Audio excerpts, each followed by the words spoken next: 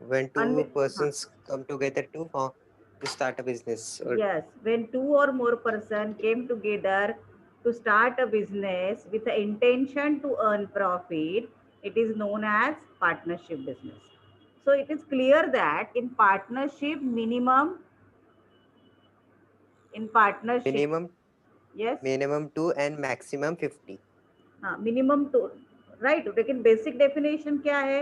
Minimum कितने होने चाहिए? टू और मोर देन टू, राइट? दो से कम नहीं होने Yes. चाहिए, राइट? तो हम लोग छोटे पार्टनरशिप के बारे में अगर बात करेंगे तो मिनिमम टू, तो यहाँ पे आपको देखो दो या दो से ज्यादा, तो हम आपको जो प्रॉब्लम्स आने वाले हैं वो ज्यादातर थ्री पार्टनर्स वाले प्रॉब्लम आते हैं। कितने पार्टनर्स आएंगे? थ्री पार्टनर्स वाले प्रॉब्लम आएंगे। मैं नीचे लिखती हूँ, आपको दिखने में प्रॉब्लम हो रहा है तो। ज्यादातर थ्री पार्टनर्स के प्रॉब्लम आने वाले। अभी सबसे पहले ये बोलो कि पार्टनरशिप में आपने फाइनल अकाउंट सीखा है? अगर नहीं भी सीखा है तो सोल Yes, ma'am. ट्रेडिंग का फाइनल अकाउंट सीखा है आपने, करेक्ट? सोल ट्रेडिंग का Yes, ma'am. फाइनल अकाउंट तो सबने सीखा होगा 11th स्टैंडर्ड में, या नहीं? अनम्यूट करके Yes, ma'am. बात कर सीखा है. सकते हो तुम लोग। फर्स्ट लेक्चर है, थोड़ा इंटरेक्टिव होगा तो अच्छा है। ओके, तो हमने सोल ट्रेडिंग का फाइनल अकाउंट सीखा था। ये ईयर आपको फाइनल अकाउंट ऑफ पार्टनरशिप भी है, लेकिन उससे भी पहले आपको सीखना है पार्टनरशिप से रिलेटेड अलग अलग थिंग्स। क्या क्या सीखना है देखो आपको। सबसे पहले तो आपको देखना है एडमिशन ऑफ पार्टनर, फिर रिटायरमेंट ऑफ पार्टनर, उसके बाद है डेथ ऑफ पार्टनर, फिर उसके बाद आपको सीखना है जो आज से हम लोग स्टार्ट करने वाले हैं, dissolution of partnership firm. Okay, now remember that जब हम लोग डिसोल्यूशन की बात करते हैं तो सबसे पहले आपको ऊपर के सभी का मीनिंग मालूम होना जरूरी है। हाँ, तो हम लोग इन सभी का पहले मीनिंग देखते हैं, then we will start with the dissolution of partnership firm. See, admission of partner means what, कि अगर दो पार्टनर पहले से बिजनेस कर रहे हैं, तीसरा पार्टनर बोल रहा है कि मुझे भी आपके साथ बिजनेस करना है, तो उसे पार्टनरशिप में ले लिया उन्होंने, तो उसे बोलते हैं एडमिशन ऑफ पार्टनर। अभी पहले दो लोग अपना बिजनेस कर रहे थे, अभी तीसरा आया, तो प्रॉफिट का शेयर कम होगा लेकिन कैपिटल बढ़ेगा, तो उसके लिए अकाउंटिंग ट्रीटमेंट देना पड़ता है हमें, वो हम लोग सेपरेटली देखने वाले। देन दूसरा है रिटायरमेंट ऑफ पार्टनर। कभी कभी क्या होता है, एज की वजह से या किसी पार्टनर्स को पार्टनरशिप कंटिन्यू नहीं करना है, तो वो क्या बोलेगा कि नहीं अभी मुझे बिजनेस नहीं करना है, I will take the retirement, तो वो बिजनेस से चला जाएगा। इन दैट केस समझो तीन, दो पार्टनर एक चला गया तो वो पार्टनरशिप फॉर्म रहेगी क्या? नहीं। तो तीन पार्टनर्स का प्रॉब्लम आएगा, उसमें से एक चला गया, remaining two will continue with the business. Okay, अभी तीसरे केस में डेथ ऑफ पार्टनर है। डेथ ऑफ पार्टनर मतलब क्या, कि पार्टनर की डेथ हो गई। अब ये जो ट्रीटमेंट है वो ऑलमोस्ट बहुत सारा रिटायरमेंट जैसे किया जाता है, but only thing is important that जब पार्टनर रिटायर्ड होता है तो वो अपना पैसा बिजनेस से लेके जाता है या वो लोन करके बिजनेस में रखता है। बट अगर पार्टनर की डेथ हो जाएगी तो इन दैट केस वो जो पैसा है वो पार्टनर के जिस पार्टनर की डेथ हुई है उसके लीगल हेयर को मिलेगा।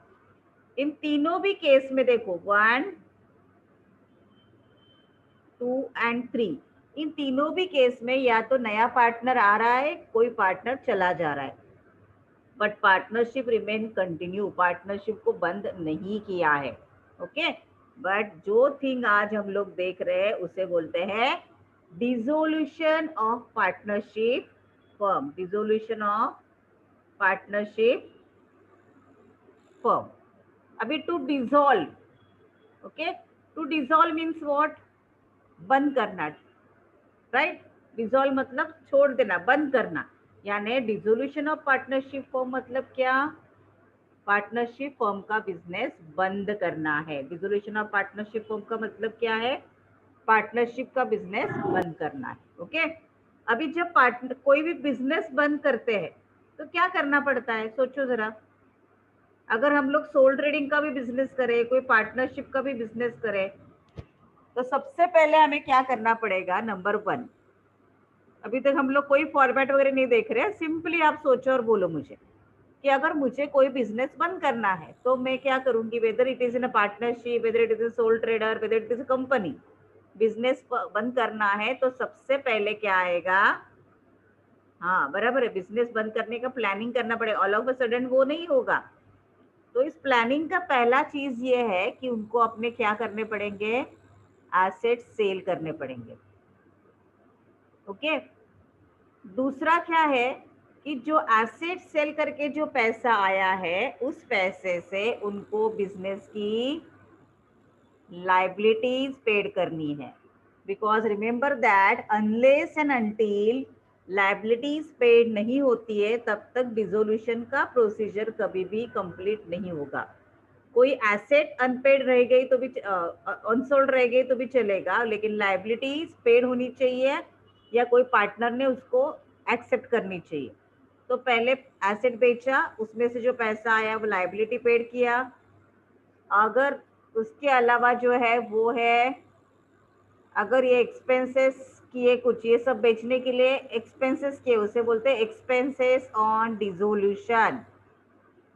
एसेट बेचने के लिए, लाइबिलिटीज पेड करने के लिए कुछ खर्चा करना पड़ा तो वो हमें पेड करना पड़ेगा, उसे बोलते हैं एक्सपेंसेस ऑफ रिजोल्यूशन। उसके बाद अगर कोई एसेट बेची नहीं गई तो वो एसेट क्या करना पड़ता है? Assets taken over by partner. Remember that अगर कोई एसेट बिजनेस बंद तो करना है तो सब एसेट्स और लाइबिलिटीज को खत्म करना पड़ेगा हमें। तो एसेट बेची नहीं गई तो उस एसेट को कोई भी पार्टनर टेकन ओवर करेगा या दोनों तीनों पार्टनर आपस में बांट लेंगे। सेम वे एक आध लाइबिलिटी अनपेड रहेगी तो वो बिजनेस में ऐसे ही छोड़ नहीं सकते, पार्टनरशिप फॉर्म क्लोज नहीं हो सकता है। तो वो लाइबिलिटी भी कोई पार्टनर को लेके जाना पड़ेगा, वो पर्सनली पेड करेगा। Liability taken over by partner. और फिर पार्ट सबसे लास्ट में किया जाता है क्लोजिंग। ओके, इस क्लोजिंग में पार्टनर्स का अकाउंट सेटल किया जाता है। मतलब ये सब पेमेंट होने के बाद अगर कुछ पैसा बचा तो वो पार्टनर्स को मिलेगा। ऐसे क्यों बोल रही हूँ मैं कि ये सब पेमेंट करने के बाद बचा? तो नॉर्मली पार्टनरशिप फॉर्म डिसॉल्व क्यों होती है? अगर वो घाटे में चल रही है, लॉस में जा रही है तो ही वो डिसोल्यूशन का सोचेंगे। अगर वो प्रॉफिट में जा रहे हैं तो वो कंटिन्यू करने की ही सोचेंगे। इसलिए नॉर्मली अगर लॉस में कोई फॉर्म जा रही है तो वो सोचेंगे कि उसको हम लोग बंद कर दें। So this is the basic things which are required for closing down any business, or we are specifically talking about the partnership firm. अगर हम लोग पार्टनरशिप फर्म के बारे में स्पेसिफिक बोले तो बेसिकली हमें क्या करना पड़ता है? एसेट सेल करनी पड़ती है, लाइबिलिटी पेड करनी पड़ती है, डिसोल्यूशन के जो एक्सपेंसेस है वो पेड करने पड़ते हैं। देन अगर लाइबिलिटी पेड नहीं हुई तो वो लाइबिलिटी पार्टनर टेकन ओवर करेगा। राइट, अगर एसेट सेल नहीं हुआ तो एसेट भी पार्टनर अपने घर पे लेके जाएगा। जैसे पार्टनरशिप फर्म के ऑफिस में टेबल और कुर्सी पड़ा हुआ था, वो कोई लेने के लिए तैयार ही नहीं, तो कुर्सी एक पार्टनर लेके गया, टेबल एक पार्टनर लेके गया। क्लोजिंग, उसके बाद अकाउंट्स क्लोज किए जाते हैं और फिर निकाला जाता है कि ये सब करके हमारे पास कुछ पैसा बचा है क्या? अगर बचा है तो पार्टनर्स वो पैसा आपस में बांट लेते हैं। ओके, स्क्रीन पे 2 मिनट रख रही हूँ, देख लो समझ में आया क्या क्या क्या पॉइंट्स है। Then we will go for accounting Yes, treatment. समझा ना? वेरी गुड, एक ही जन आंसर yes, दे रहा ma'am. है कोई तो भी।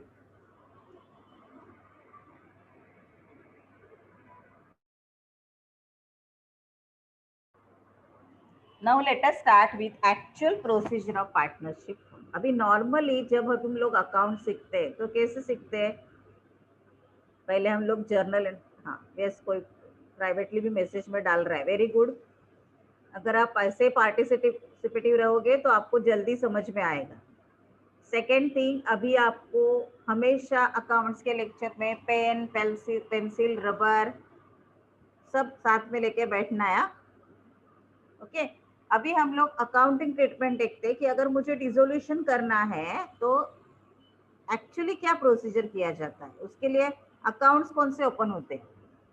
मैं फिर से रिपीट कर रही हूँ, नॉर्मली जब अकाउंट सिखाया जाता है तब जर्नल एंट्रीज पहले सिखाते हैं, फिर इसका लेजर पोस्टिंग सिखाया जाता है। आपने 11th स्टैंडर्ड में सीखा है, पहले हमने क्या सीखा था, जर्नल, फिर इसके बाद हमने क्या सीखा था, लेजर। बट 12th स्टैंडर्ड में अभी हमें क्या करना है, मार्क्स को ग्रैब करने। So what we are going to do, मैं आपको फॉर्मेट की तरीके से लेजर बनाना सिखा देती हूँ। Got it.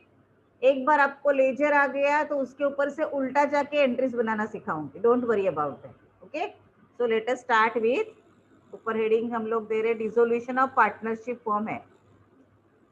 तो उसके लिए हमें 3 अकाउंट की जरूरत है। पहला अकाउंट उसे बोलते हैं रियलाइजेशन अकाउंट। कौन सा अकाउंट, अकाउंट का नाम याद रखो आप। पहला अकाउंट है रियलाइजेशन अकाउंट, दूसरा अकाउंट है पार्टनर्स कैपिटल अकाउंट,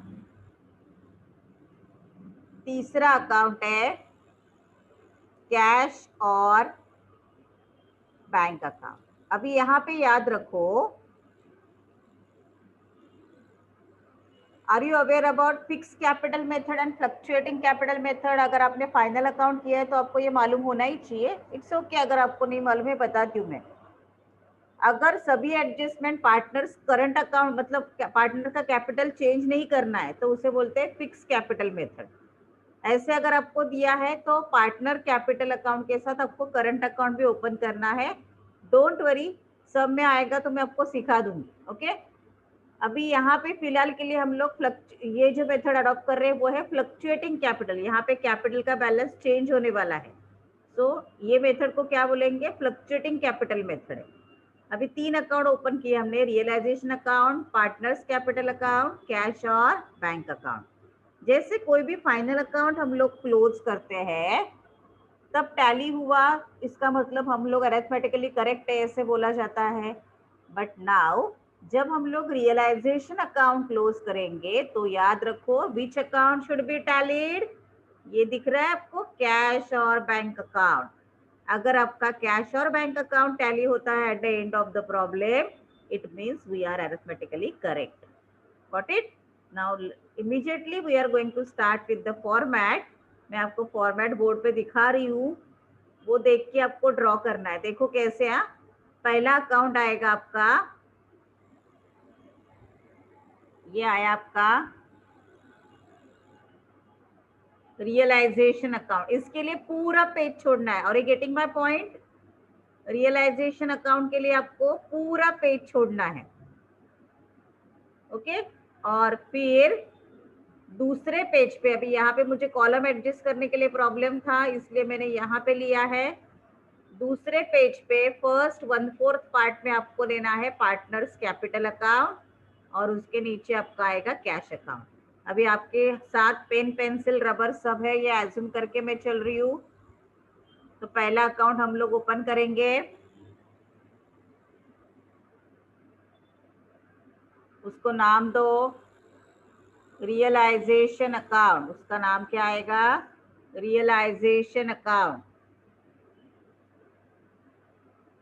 आराम से करो, पहला ही लेक्चर है, कुछ जल्दी नहीं है हमें। स्क्रीन में दिख रहा है क्या, फॉन्ट थोड़ा बड़ा करूं मैं? Ma'am it's visible. विजिबल ना, okay. Yes ma'am. Marathi Hindi English काय सुटेबल आहे तुम्हाला? मराठीतून पाहिजे तर मराठीतून घेते, काय प्रॉब्लेम नाही मला. मला काय पण चाललंय मॅम, कोणते पण बाकीच्यांचं काय? बाकीच्यांना काहीच त्यांना ऐकायलाच येत नाही बहुतेक. काहीही चालेल. काही चालेल ना, ओके व्हेरी गुड. मराठी एकाने साराकलंय, व्हेरी गुड.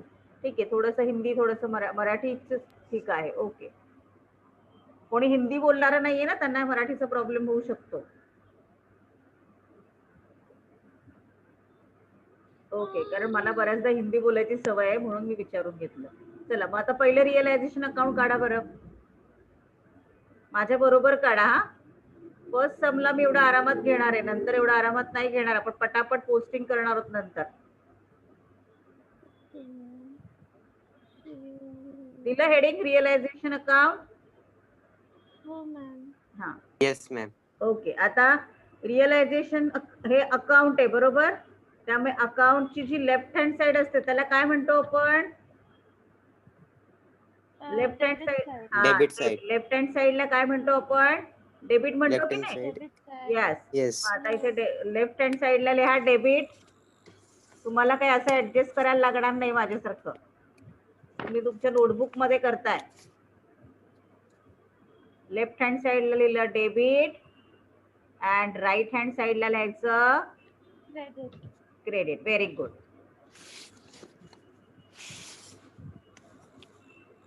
मी परत सांगते, पहिलं आहे म्हणून मी तुम्हाला आखून दाखवते, पुढचे सगळे सम आपल्याला असे दाखायचे. मग हा कॉलम येणार तुमचा पर्टिक्युलर्स, दुसरा amount in rupees. Amount in rupees, amount साठी 2 कॉलम काढायचे. पर्टिक्युलर्स माझ्या बरोबर काढताय ना? Amount rupees. Yes ma'am. Amount rupees. त्याच्यासाठी किती सोडणार तुम्ही? पूर्ण पेज सोडा, जागा वेस्ट झाली तरी चालेल.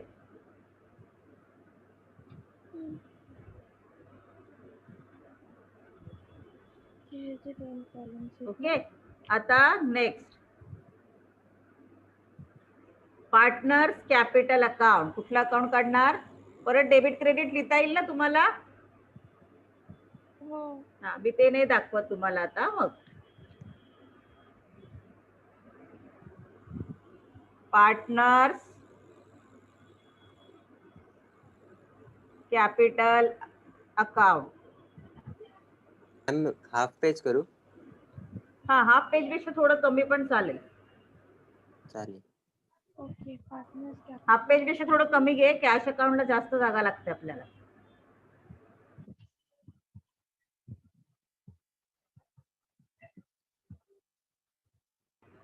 एक 2 सम झाले की तुम्हाला अंदाज येईल कसं करायचं ते. ओके. डेबिट क्रेडिट पण लिहा. नाउ देखो, ये है आपका हो गया पर्टिकुलर्स. ओके. फिर मैं 3 पार्टनर एज्यूम करके चलती हूँ. एक्स अमाउंट रुपीज, एक्स का amount rupees, Y amount rupees. ये ऐसे ही नाम लिया मैंने, जैसे नाम प्रॉब्लम में दिए वैसे हम लोग लेने वाले. Z amount rupees. फिर आएगा आपका पर्टिकुलर्स, और ये तीनों का नाम ऐसे के ऐसे, X amount rupees, Y amount rupees and Z amount rupees.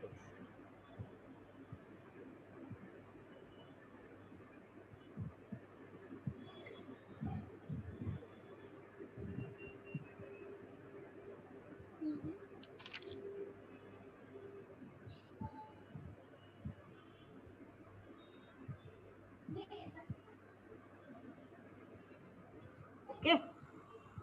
ये समझा कैपिटल अकाउंट. अभी कैश अकाउंट को ड्रॉ करो.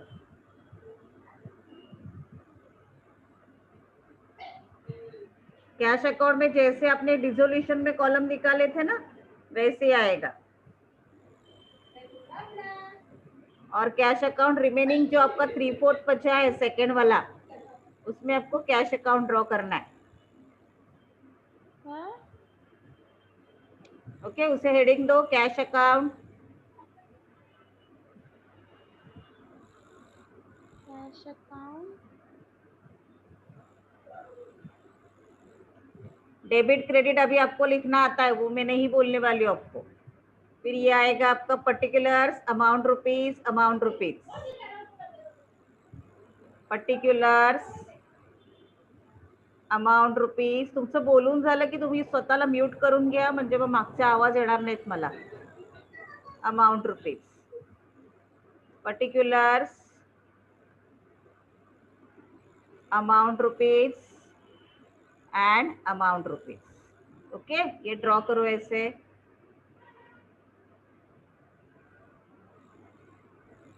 एक बार आपको अगर फॉर्मेट आ गया ना तो कुछ भी डिफिकल्ट नहीं है. आगे सब लोग यहाँ तक डन बोलो तो फिर मैं Yes, आगे ma'am. जाती हूँ. हाँ, Yes, okay, ma'am. Very good. अभी तीसरा आंसर भी आने लगा, मतलब समझ रहा है तुम लोग को. हाँ, देखो अभी एकदम सबसे इजी टॉपिक है आपके पूरे सिलेबस में. इसका मार्क्स आपको बिल्कुल भी गवाना नहीं है. राइट, पूरा सबसे सिलेबस में इजी टॉपिक कौन सा है? तो डिसोल्यूशन. अभी देखो डेबिट साइड में क्या करना है. देखो जब हम लोग डिसोल्यूशन का प्रोसीजर करते हैं तो सबसे पहला स्टेप आता है ट्रांसफर ऑफ. ये लिखना नहीं है आपको, मैं समझा रही हूँ खाली. Transfer of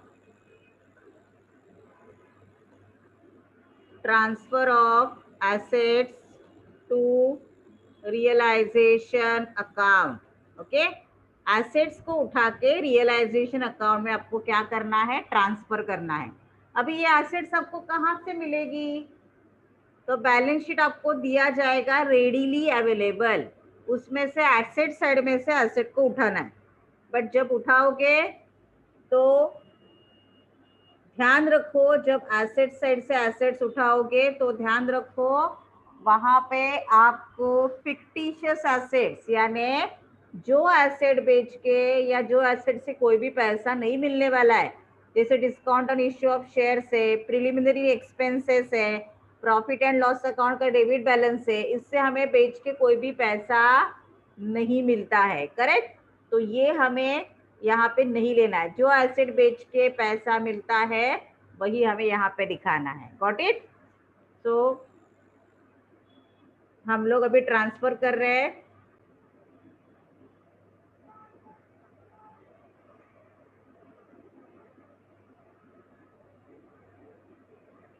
okay, so now we are going to transfer the assets. तो उसके लिए एंट्री क्या आती है? देखो, to sundry assets.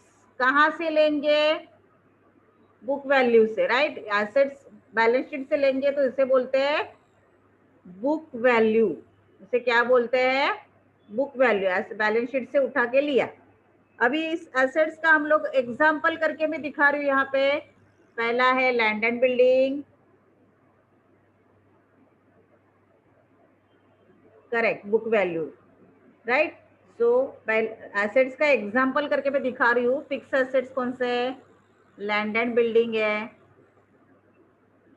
Then plant and machinery है. एक के नीचे एक उसको लिख सकते हैं हम लोग. फॉर एग्जाम्पल में एक दो फिक्स एसेट दिखा रही हूँ. Plant and machinery. राइट. उसके बाद है अगर गुडविल दिया है, वो गुडविल से भी पैसा मिलता है ना हमें, तो गुडविल भी आएगा. उसके बाद करंट एसेट्स, यानी बाकी कोई भी एसेट्स जो है वो यहाँ पे आएगा. कौन सा है?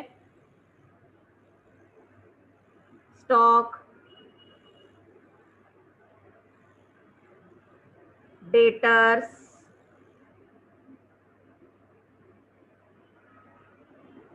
स्टॉक के बाद है आपका डेटर्स.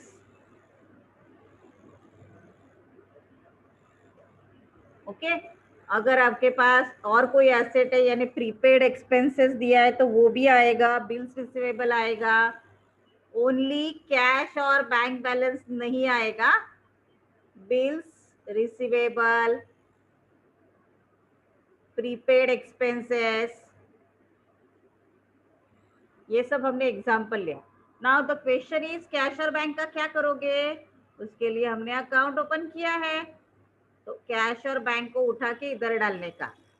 टू बैलेंस है ना, कैश और बैंक दिया है आपको, कितना जो भी बैलेंस दिया है उसको उठा के यहाँ पे डालने का. उसे बोलोगे to balance brought down. To balance brought down.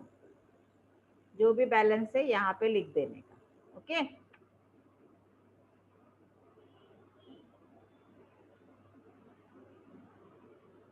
अभी यहाँ पे देखो, ये सब हमने एसेट ट्रांसफर किया कैश छोड़ के और फिक्टिशियस एसेट छोड़ के.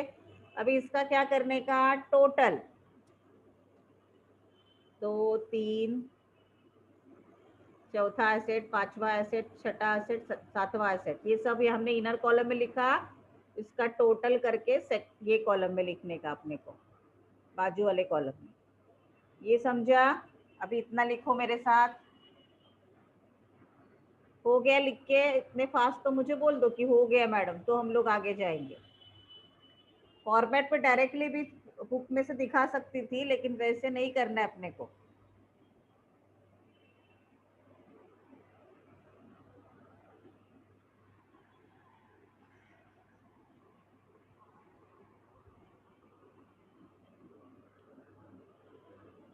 हो गया तो डन करके बोलो, फिर आगे जाएंगे। हाँ,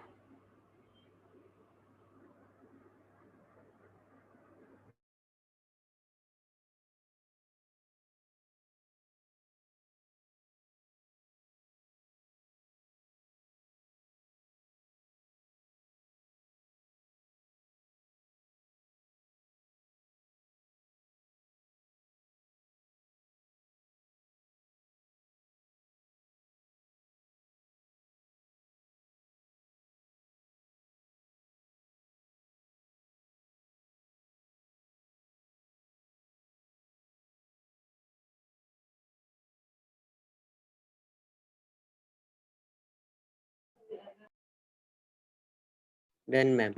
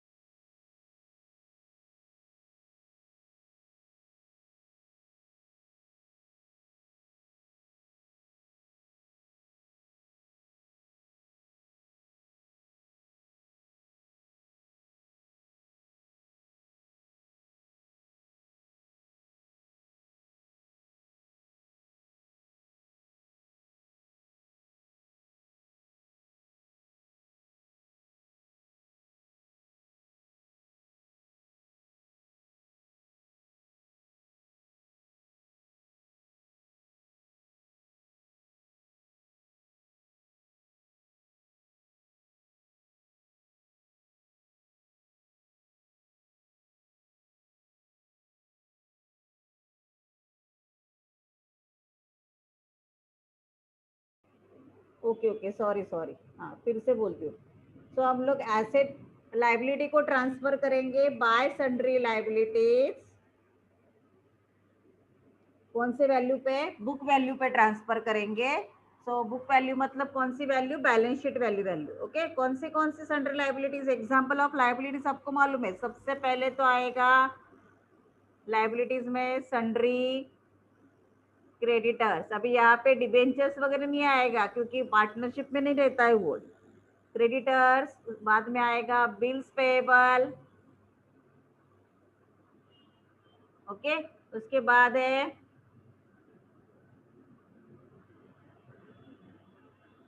और कोई एग्जांपल बोलो लाइबिलिटी का। बिल्स पेएबल है, आउटस्टैंडिंग लोन है।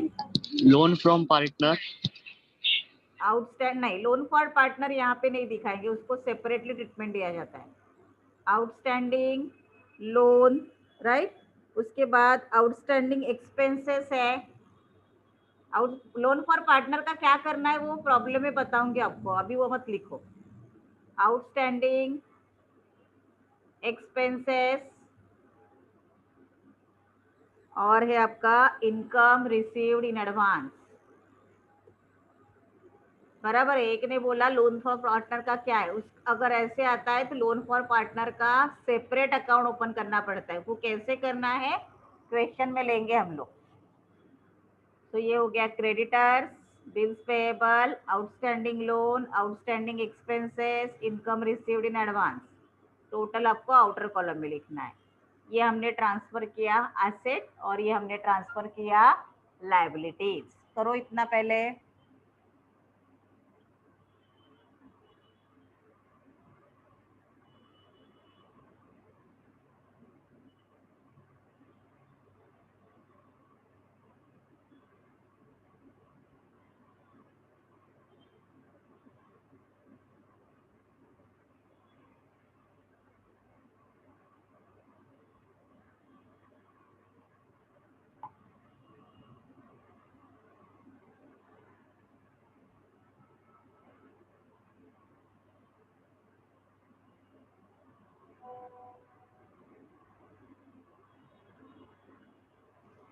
डन हो गया तो डन बोलो. आई थिंक अभी कंटिन्यू नहीं कर पाएंगे Done, हम ma'am. लोग. हाँ, नेक्स्ट मीटिंग ज्वाइन करो. हाँ,